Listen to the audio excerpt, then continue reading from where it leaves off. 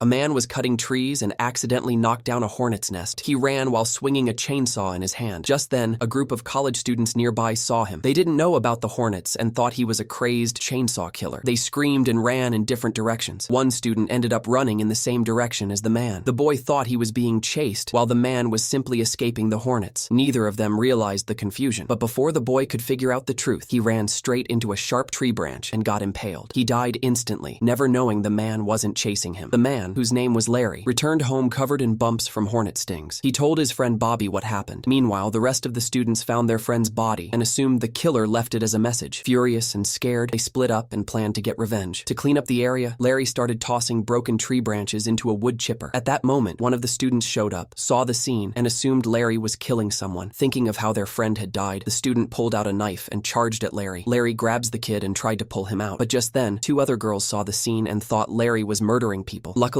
Larry managed to save half of the kid's body.